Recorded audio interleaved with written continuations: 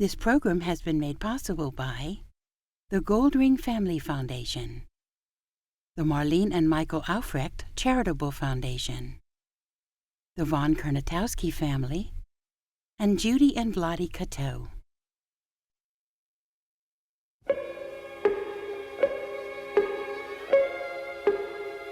This time I'm walking to New Orleans.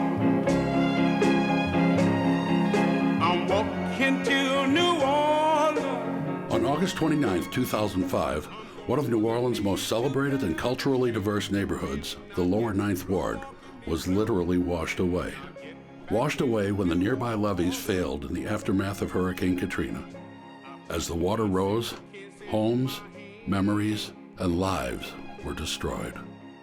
Most of the people who lived in the Ninth Ward grew up here and didn't have much. But what they did have was a heritage and a spirit unlike most neighborhoods throughout the country. One lifelong resident who embodied this spirit in everything he did was Antoine Domino, known the world over as Fats. Like most New Orleanians, Fats never wanted to leave the city he loved, not even when faced with a 100-year storm. This is the story of how one humble man who changed music forever without even trying has become a symbol of strength for a people in despair, a beacon of light for a neighborhood that could have easily been forgotten, and an ambassador of hope for a city that care really did forget by just being himself.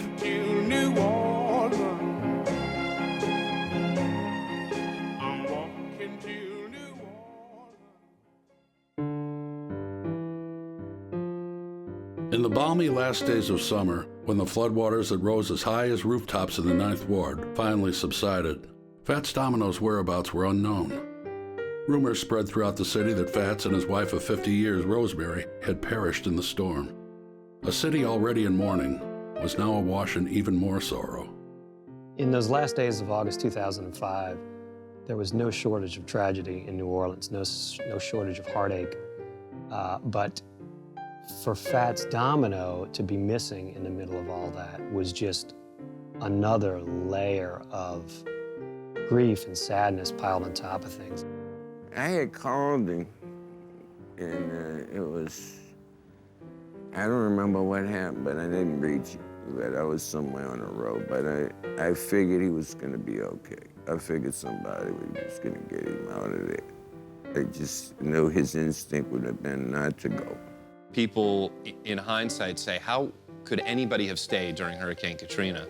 But you gotta remember, you take the Lower Ninth Ward, people in that area survived Hurricane Betsy. I mean, families have been living there for, 100+ years, and this was another storm. The ideology isn't, when a storm comes, get out of here. This is your home. You stay and ride it out. Now, granted, nobody knew the impact this storm would have, that the levees would fail us, but Fats, like many people in that neighborhood, stayed. I stayed until 4 days after Katrina because I've been through all of the hurricanes, and I knew that a day afterwards, you go pull your boards down off the windows and doors, and you go on back inside. I thought it was going to be like that.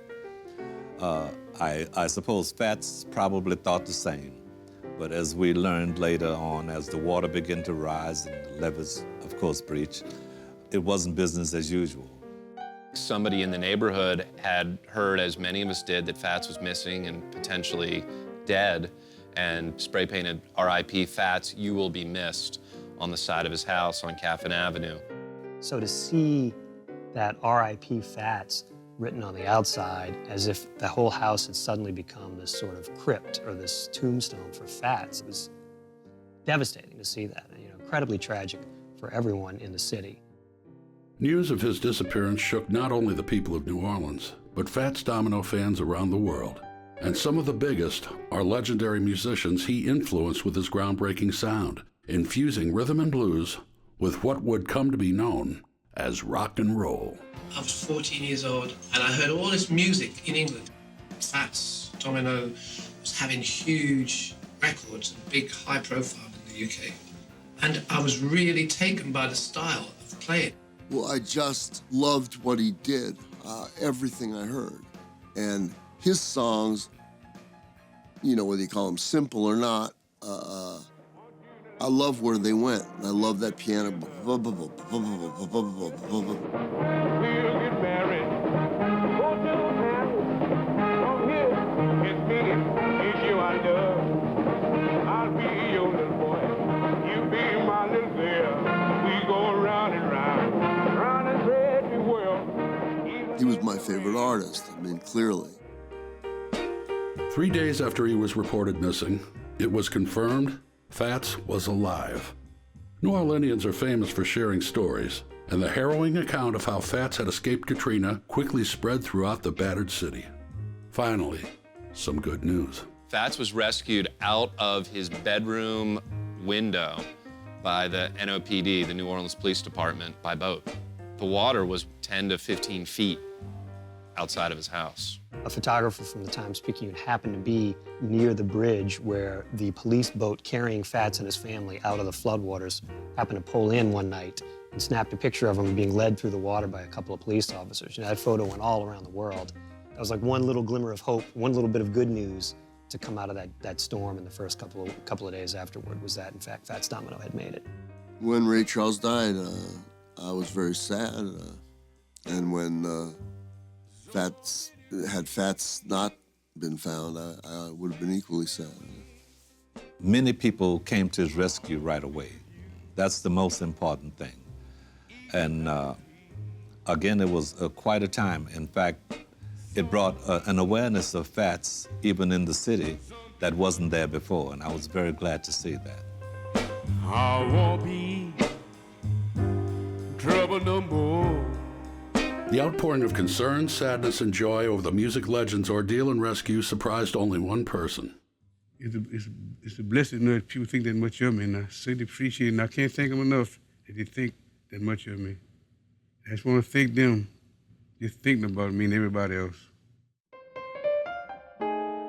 Throughout his career, the trailblazing artist never sought the limelight, but once again, this time amidst the rising waters of Katrina, it sought him.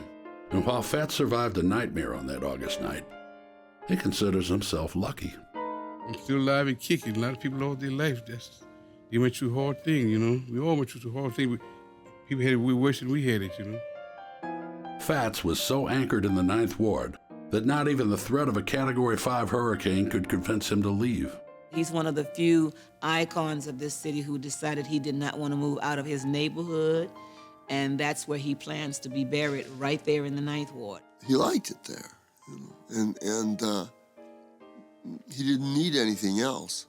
So to be torn out of that environment, out of his comfort zone, was very disconcerting for him. And I don't think he was himself for many, many months after the storm.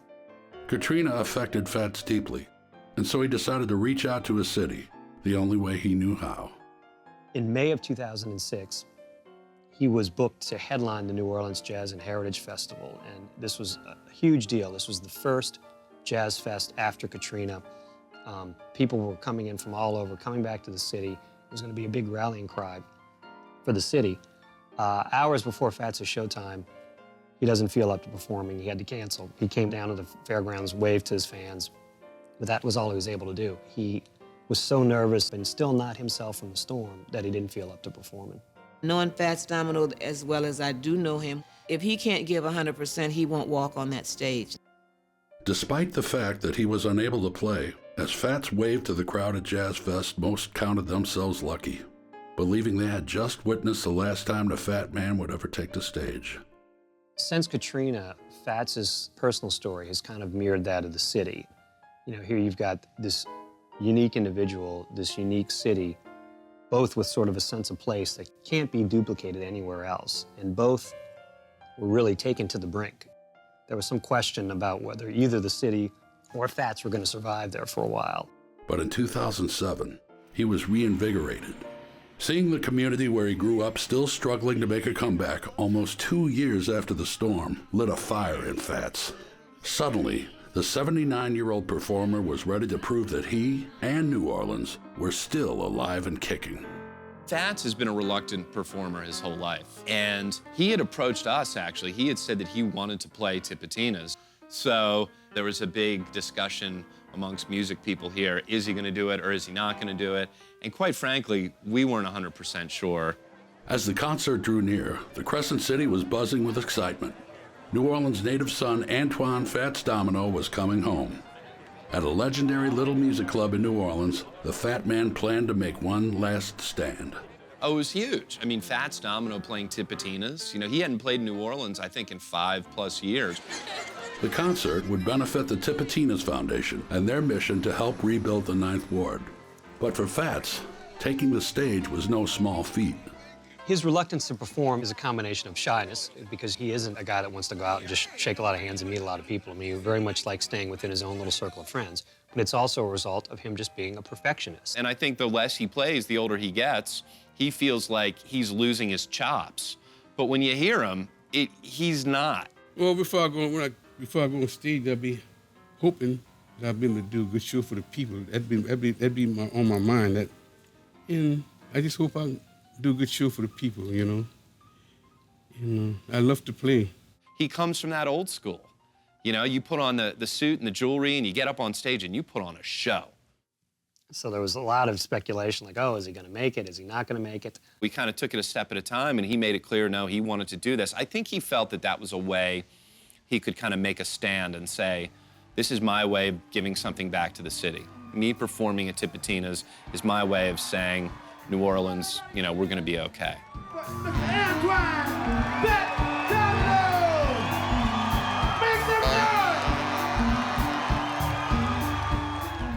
The idea of having Fats to present himself at the piano, on stage, playing before a live audience is heaven. Here's a man that's got that kind of spirit and hope for the rest of the city. How could they not be inspired by that? Fats actually getting on stage at Tipitina's was almost another milestone in the city's recovery and his own recovery. It was a little bit of normalcy. Fats Domino at the piano in New Orleans. That's normal. That's something that the city has embraced for 50 years. I'm walking, yesterday, and I'm talking about you and me. I'm hoping that you come back to me. I'm lost, yes, I'm waiting for your company. I'm hoping that you come back to me. What you gonna do when the world is right? You gonna run away and hide. I'm gonna run right by your side. You pretty baby, I'll eat you down, boy. Yesterday I'm talking about you and me. I'm hoping that you come back to me.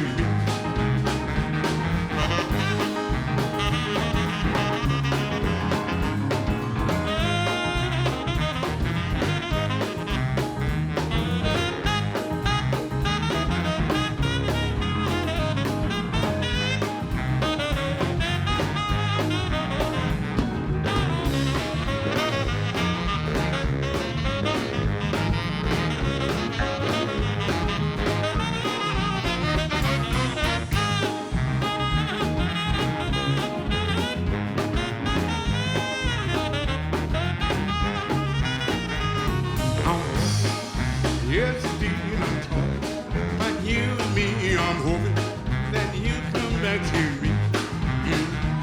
I'm lost in zombie. I'm waiting for your company. I'm hoping that you come back to me. What you gonna do in the world when dry? You gonna run away and hide. I'm gonna run right by your side. For you, pretty baby, I'll even down walking. Yesterday I'm talking about you and me. I'm hoping that you come back to me.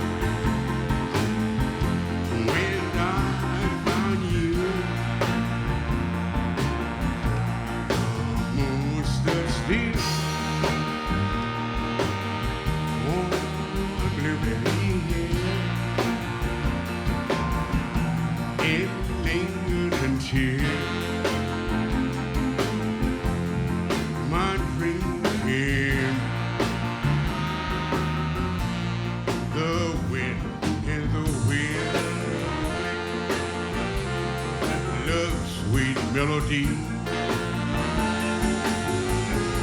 But all of the hearts we made were never to be. So we're apart. You for me still. For you on my thrill. On Blueberry Hill.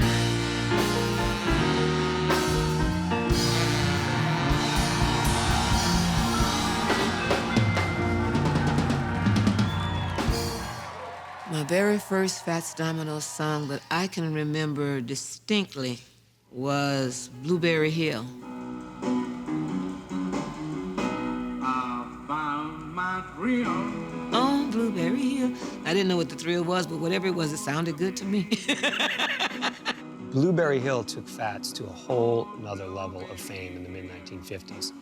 The great thing about that story is that Dave Bartholomew, his producer, didn't think the recording was very good. You know, there's a famous story about how Lou Chudd from Imperial Records called up Dave and said, "Oh, Dave, you know, what do you got on Fats?" He's like, "Oh, you know, we don't have anything worthwhile. We got this thing called Blueberry Hill, but it's no good."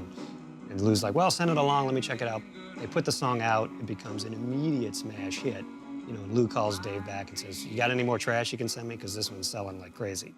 If he wasn't really sure of the changes like Blueberry Hill, whatever he played is wrong. I love it because it was cool wrong. Long before Blueberry Hill made Fats a household name, his early music career was humble at best. Fats came up on the streets of New Orleans in the early 40s.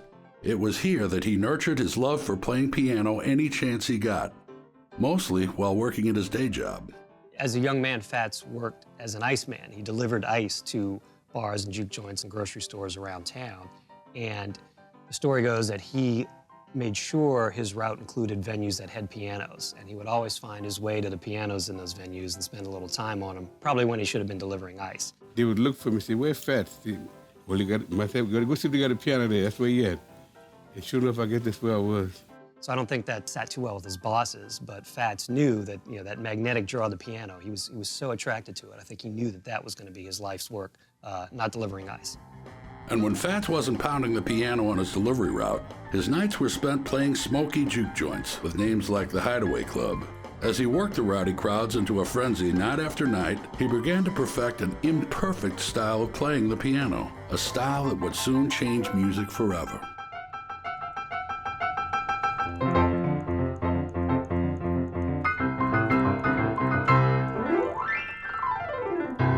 Fats Domino was there at the very birth of rock and roll. He took New Orleans rhythm and blues and put a different rhythm to it, a different sound to it, a different attitude to it that really came to define in the 1950s what rock and roll was. More than half a century later, Fats Domino's music would take on a new level of importance. He's sort of become a symbol of the city's recovery. He's become a rallying point for people that want to help the city. An heroic effort for a performer who, even in his heyday, was never comfortable in the spotlight. Throughout the 1950s and into the early 1960s, when he was literally one of the biggest stars in the world, I still think he was relatively unaffected by that. You know, he was, again, just Fats Domino out there doing his thing, and all the hubbub around him didn't really matter. You know, he was happy to get back in New Orleans and hang out with his friends in the old neighborhood, and that was basically what he wanted to do. Hoping to bring his old neighborhood back from the brink, Fats played the show like the young man who burned up the charts with Blueberry Hill in 1956. As soon as he sits down at the piano and puts his hands on the keys, he and his listeners are transported back 50 years. I mean, it's as if 5 decades never happened. Music has a way of keeping us young. And with Fats Domino, when he's on that stage, age is nowhere in the picture. He sings just as well, he plays just as well. He leans into the microphone and grins like he did back in the day. That adrenaline just flows through his fingers and he just gets to grooving on that piano, and age is no longer a number with him. It's an amazing thing to behold because you are transported back in time and he literally hasn't lost a step.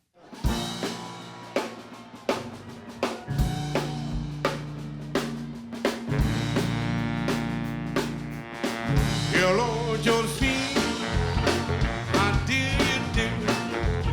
Do you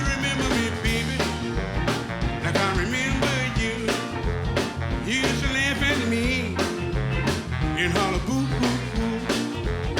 I used to walk you home. I used to hold your hand. You used to use my umbrella every time it rained.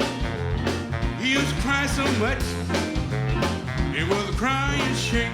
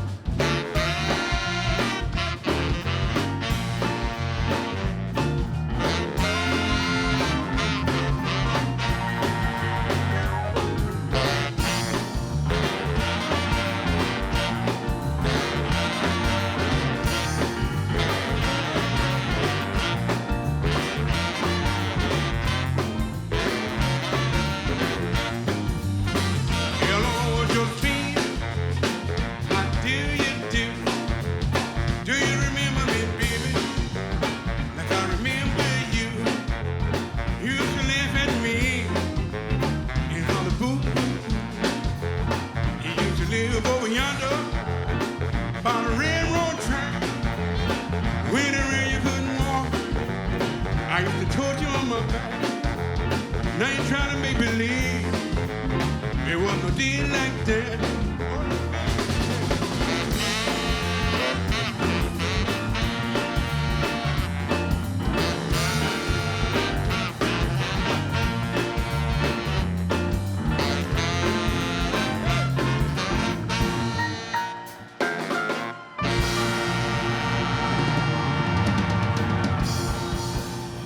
Fats cut his teeth in the early New Orleans juke joints. I mean, these are not fancy places by any stretch of the imagination. I mean, he was not playing the nice downtown hotels. He was playing for the people out in the little corners of town, playing old beat-up pianos, rowdy crowds, probably not a whole lot of money playing for tips. So, I mean, you made your living and you walked out of there safely by entertaining people, by making people happy. It was in these raucous speakeasies that Fats was noticed by a great musician and band leader in his own right, a man who would become the rhythm to Fats Domino's blues. Fats was discovered by the best guy in New Orleans that could have possibly discovered him, and that was Dave Bartholomew. Dave was a trumpet player, led a big band here in town, but was also a talent scout for Imperial Records. They were looking for new talent in New Orleans. Dave had heard about this young, rotund piano player that was playing out in the boondocks and entertaining the crowds out there, went to go see him one night and realized this was somebody that he could work with. So Dave Bartholomew brought Fats down to Cosmo Matassa's studio on North Rampart Street, and they cut a song in 1949, late 1949, called The Fat Man.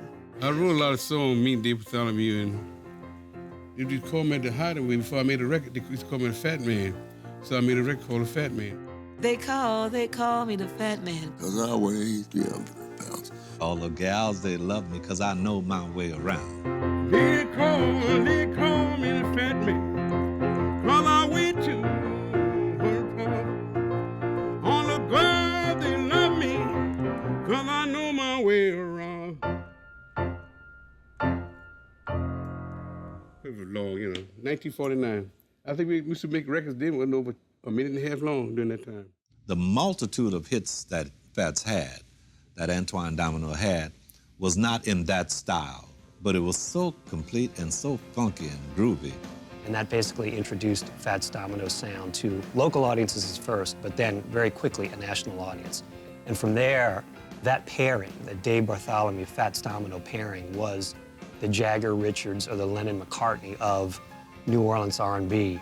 It was one of the most successful collaborations in the history of rock and roll, just in terms of songwriting, in terms of producing, how prolific they were, and the string of hits that they had together was, nobody else was doing that in the 50s. Well, let's face it, up until the Beatles come on, they had the most hit records that an act wrote for themselves, and they had a hell of a track record.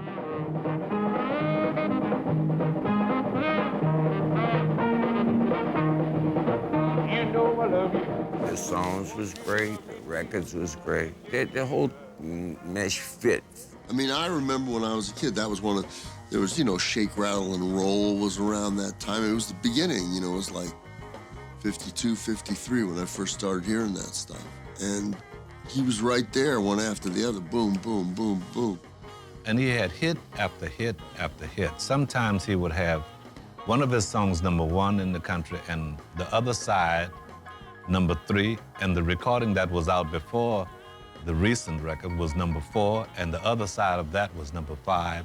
I remember when he was coming out with My Blue Heaven. That was a big thing for me to see with their head coming out. Every time you think you've heard the best of them, here come 5 more. Ain't That a Shame, I love. I got about 10 favorites of his, and that's one of them. Do you remember me, baby? I remember you used to cry so hard, y'all boo-hoo-hoo. Used to walk you home, what's that? Used to hold your hand, used to carry your umbrella every time it rained. Cry so much, was it crying? Hello, Josephine. Yeah, that's it. I love it. I love it, that one, yeah.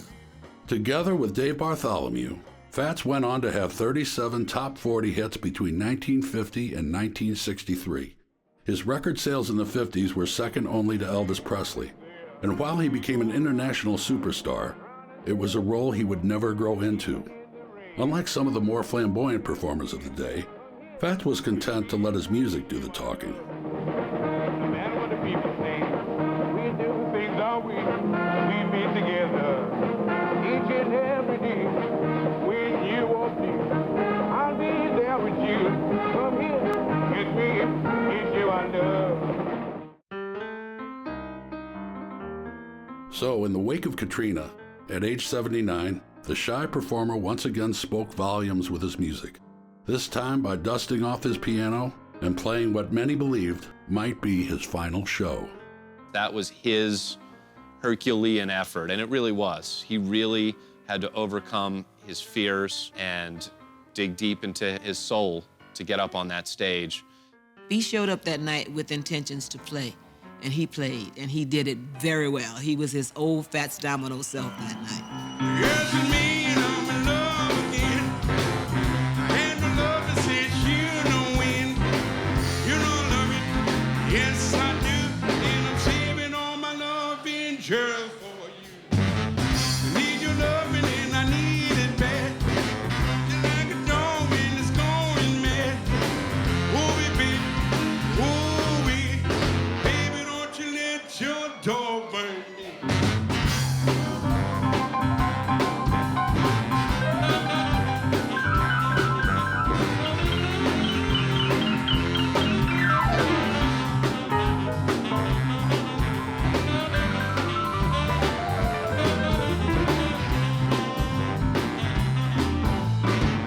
Yes, me and I'm in love again. And no love that says you don't win. You don't love it. Yes, I do. And I'm saving all my love in just for you. Any minute and money more. Told you and want me around no more. Ooh, baby. Baby, don't you let your dog burn me.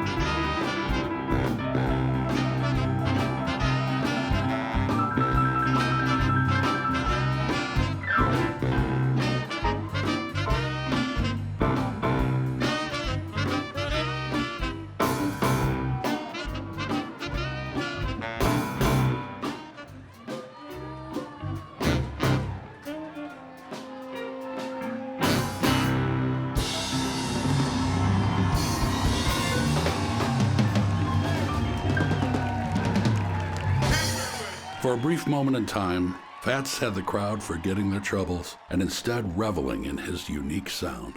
But only several songs into the show, it appeared Fats had given all he could. Fats comes out, stands up, starts to wave goodbye. And, we went into, kind of crisis mode and, what are we going to do about this?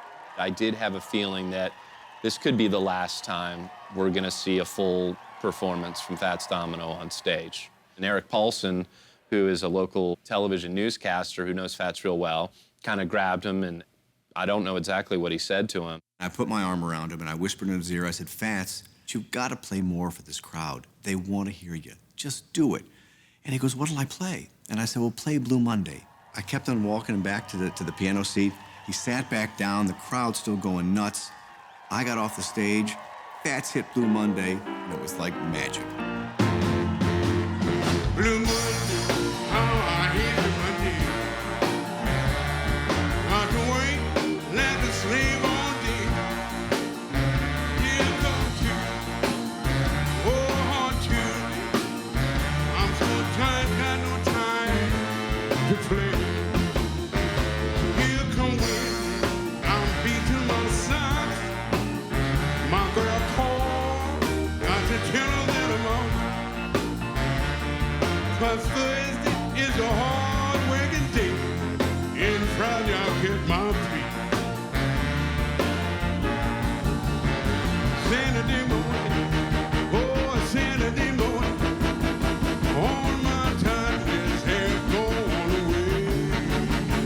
I've got my money and my honey, and I'm out on the stem to play. Sunday morning, my head is bad. Boy, wait for the time that I've had. But I've got to get my rest, 'cause Monday's bad.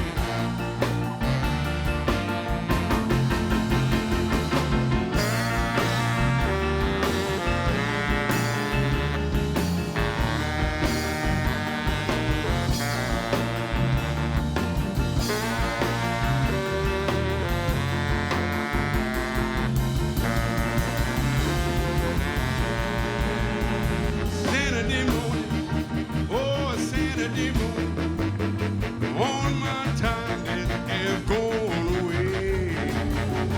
I got my money and my honey, and I'm out on the stand to play. But Sunday morning, my head is bad. Boy, waiting for the time that I had. But I've got to get my rest, 'cause money's the best.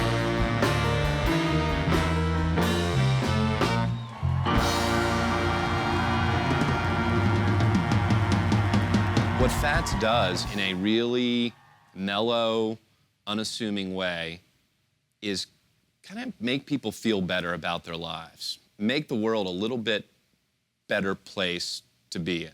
It was the same effect his music had on audiences in the 50s and 60s. During a time of social upheaval and racial inequality, Fats had a way of bringing black and white audiences together. Fats Domino's records crossed racial lines, and that was one of the really interesting things about it. One of the aspects, again, that I don't think he was really aware of. You know, I mean, Fats had as many probably white fans as he did black fans, and they would come together at his concerts in a way that they didn't at other social events. He didn't set out to be any sort of civil rights pioneer or anything like that. I mean, he just was by virtue of doing what he did. His ability to attract a diverse audience with his one-of-a-kind style was an inspiration to young, up-and-coming New Orleans musicians. Local artists like singer, producer, and pianist Alan Toussaint played on some of Domino's recordings. They didn't just look up to Fats, they emulated him.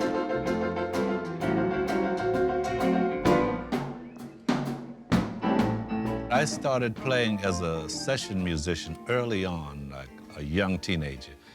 Me and Dr. John started around the same time, Mac Rebenak. When I was first playing music, I can remember certain songs we had to play them a lot on the gigs, like Reelin' and Rockin'. You had to play a lot of Fats Domino. You know, if you played them songs, you know, nobody'd stomp you on your break. If they wasn't in your book, you was in trouble. You had to learn them fast. And don't think you could get away with jobbing your way, because people, especially in St. Louisiana, knew every word to the song. In fact, they'd ask for the song. They'd tell you the whole song. The fact that Fats Domino made it so early on, it was very inspiring to see that kind of success happen, especially for those of us who had decided that this is what we want to do. We want to play music forever. I don't know how you get from this spot here to the rest of the world, but Fats was a beacon that it happens. His memorable lyrics and rolling boogie-woogie style of piano married rhythm and blues with the early roots of rock and roll. Soft words has been spoken, so sweet and low. But my mind is made up. Love has got to go. It was a sound that would also influence some of modern music's greatest acts. If you came of age in the 50s and 60s, you almost couldn't help but be influenced by Fats Domino's music because it was ubiquitous, it was everywhere. And among those people that were influenced by his music were the Beatles, Elvis Presley, the guys that were in Led Zeppelin later on. I can't believe it. I've seen you from sitting in the stalls, looking up, watching you singing. It's amazing. Now we're sitting here talking about how Looking at me, looking at the house. Yeah, that's it. We got the priorities right. With Fats, when I was a kid, his voice was so charming and endearing. So even if now I know that, you know, he was using a lot of standards, at the time I had no songbook in my head, so I didn't really know what was a standard and what wasn't, what was new, what wasn't. It didn't matter. It was just his what you Americans call his reading of those songs. Thought it was very, very appealing. Everyone understands me in the valley of tears. Blue Monday, I hate Blue Monday. He has a big influence on me. I do shuffles. When I sit down to write a song, I have to try and not write a shuffle. It's my natural tendency is to do that, and he probably had a big part in it. And I like the way he rhymes. I think he rhymes New Orleans and shoes in one song, which is fantastic. Beatles in the mid-1960s, biggest band in the world. They come to New Orleans to play at City Park Stadium, and the one person they want to meet is Fats Domino. I mean, they couldn't believe that they were in Fats' hometown, and were desperate to meet him. I've been a fan of theirs before I even met him, and they wanted to see me. I heard, that's why somebody said the Beatles want to meet you, so I went out there and met him at City Park. It was a great honor for me to do it. So when many of these same legends heard what Fats and his neighborhood were going through, they wanted to help. In June of 2007, the Tipitinas Foundation embarked on an ambitious project, a project that would help raise money to rebuild the Ninth Ward. They produced the benefit CD, Going Home, a tribute to Fats Domino. Some of the biggest stars in the world immediately said yes because of what Fats means to them personally, what his music means to the history of rock and roll, and what he means to New Orleans and the post-Katrina recovery of New Orleans. We call it the domino effect. One after another. Elton John jumped on board, immediately. And then, go down the line, Paul McCartney, Neil Young, Norah Jones, Randy Newman. It was really an amazing process to watch that all come together and watch all these artists come on board. It rings a bell, a very sweet bell, when that subject was brought up. And everyone said yes immediately. And of course I would, because I'm right here, but people from across the great bayous, great bodies of water said yes. And again, that was a very good sign.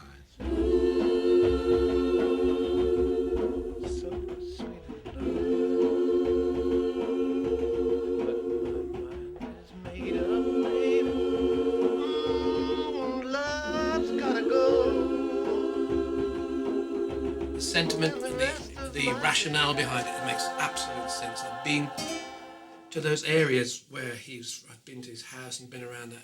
It's got to rebuild it and do it quick, get the community back in there. Everyone understands me.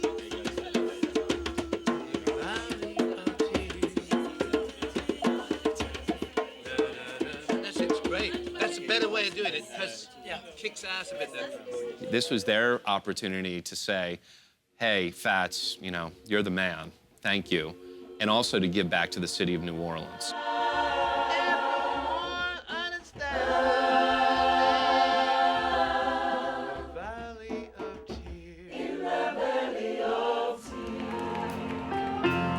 I want you to take me where I belong, where hearts have been broken, with a kiss and a song. Spend the rest of my days without any care. Everyone understand for me in the valley of tears.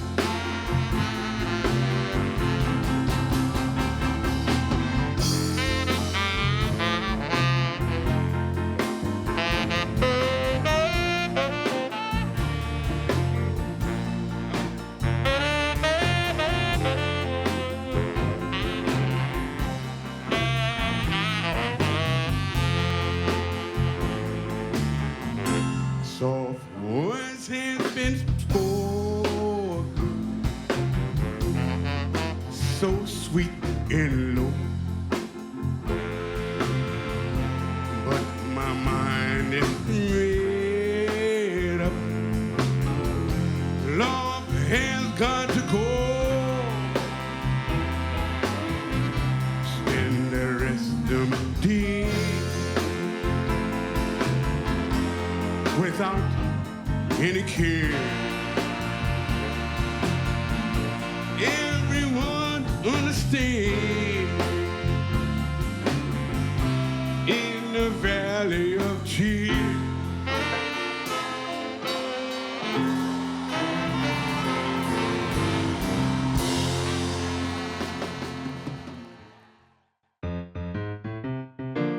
For Fats Domino, his post-Katrina benefit concert at Tipitina's Music Club was all about coming home, a theme that has been constant throughout his career and his life.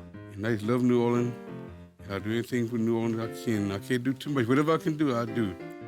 New Orleans, the reason I'm here, I'm gonna be here, I think, as long as I live. Well, Fats Domino, even in his brightest days, always was on the way back home. He loves New Orleans dearly.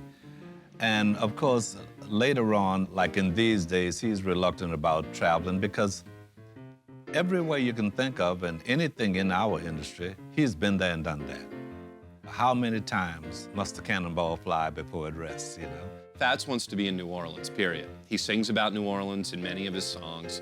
You know, he likes to hang out, cook food, drink beer, spend time with his friends, and, you know, live a relatively simple life. He is not a jet-setting Hollywood type at all.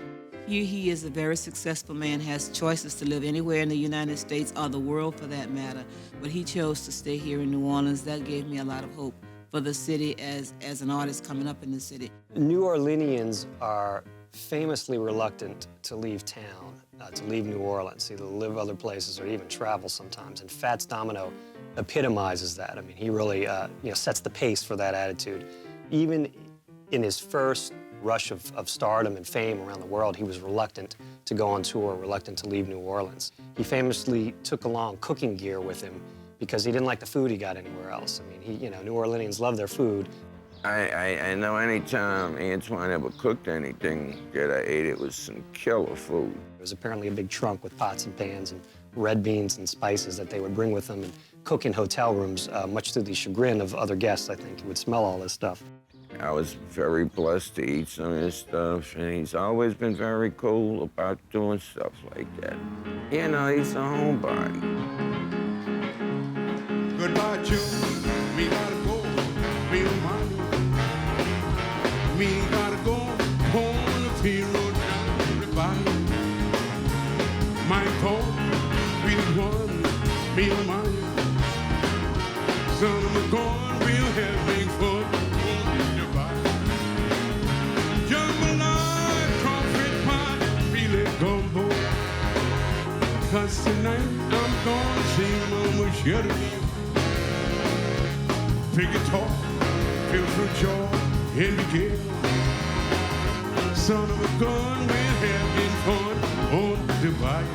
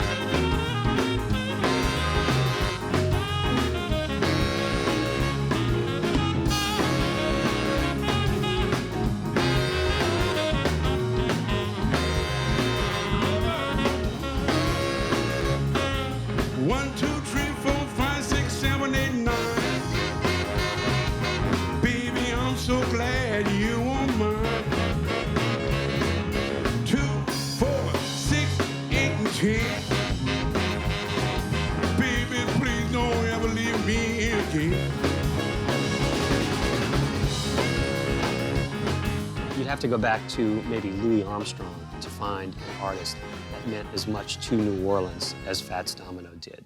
You know, those are the two guys that personify the city, that have taken the voice and the attitude and the love of life that we have here to the world more than anybody else. I went to see him play. I mean, I wouldn't go, if the Rolling Stones were playing in my backyard, I don't think I'd go. I mean, not because they're not great and everything, it isn't what I would do necessarily for recreation. But Fats Domino and Ray Charles, I went to. I'm not saying that's a big honor for them, but it's unusual for me. I mean, I liked him that much. And I always remember one of his quotes, and he said something about, like, you know, I don't play rock and roll, I just play old-time rhythm and blues. But we just put a beat to it, different or something. And I was thinking, that's what he does. He's a very honest guy. Get out of that bed, wash your face and hair. Get out of that bed, wash your face and hair. Get in that kitchen, around those pots and pans. I'm like a one-eyed cat peeping in the seafood store. I'm like a one-eyed cat peeping in the seafood store. When I can look at you, saying you ain't no child no more. I said, shake around and roll, shake around and roll, shake around and roll, shake around and roll. Well, you want to right, ain't your doggone soul.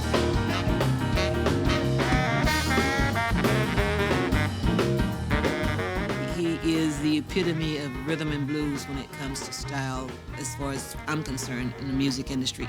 He brought to the world the attention that New Orleans can produce this kind of music. He has a unique voice, a unique way of playing the piano. He found the simplest way to play something, and he could sing it, and made that a trademark. Theoretically, it is simple. There's a formula you can describe. However, when Fats plays it, don't care how many people plays it, you always have to say, no, that's how it really should sound.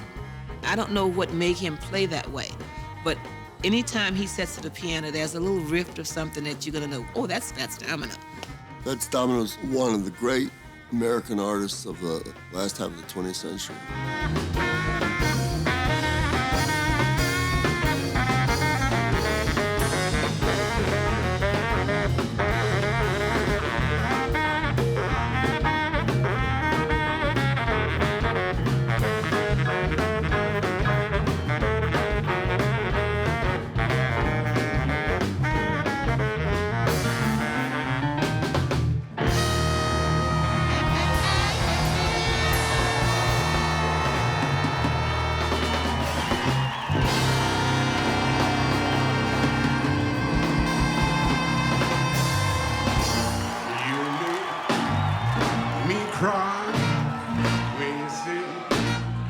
good part ain't there to shame. My tears feel like rain. Ain't there to shame. You're the one to blame. You broke my heart when you said we're apart. Ain't there to shame. My tears feel like rain. Ain't there to shame. You're the one to blame. Oh well, good part. Although I'm crying, ain't there to shame. My tears feel like rain. Ain't there to shame. You're the one to blame.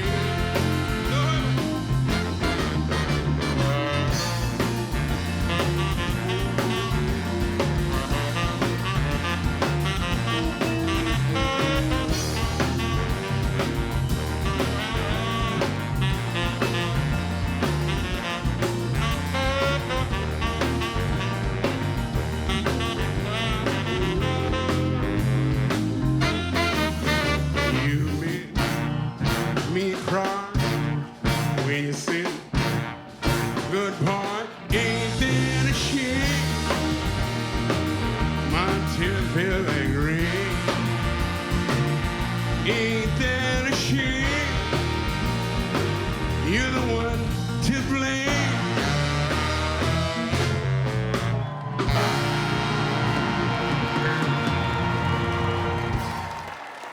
For New Orleans, Fats playing Tipitina's music club was a glimmer of hope, another step toward resuscitating one of the city's most culturally vibrant neighborhoods.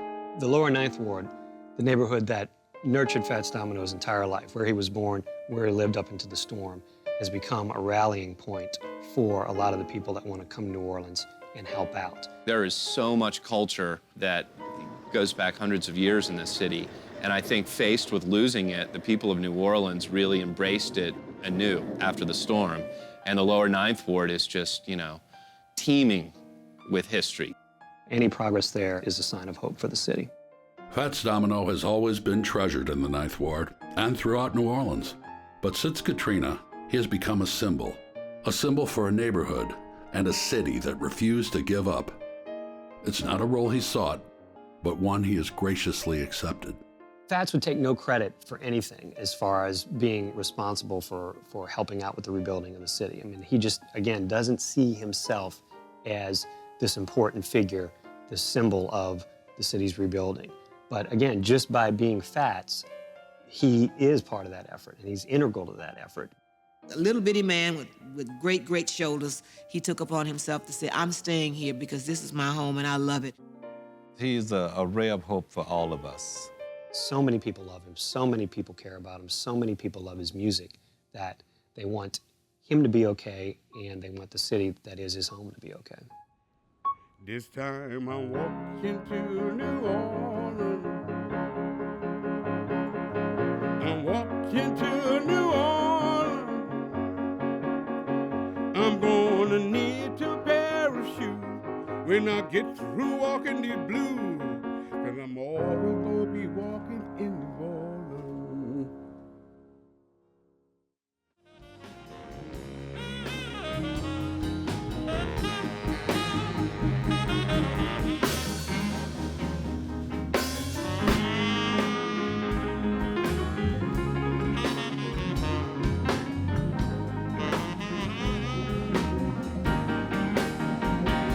So long,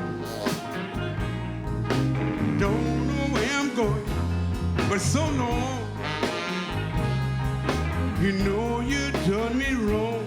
So long, I'm tired, I'm going home.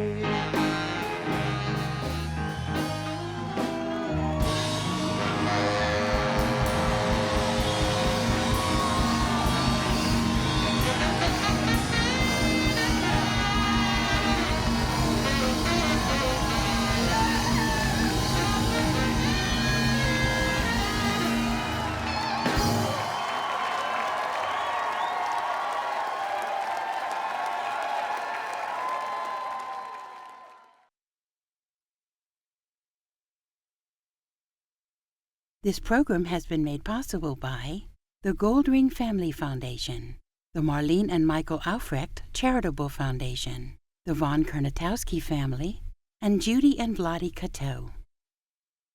To order a CD of Goin' Home, a tribute to Fats Domino, which includes music from this program, please call 1-866-372-0512 or visit tipsfoundation.org.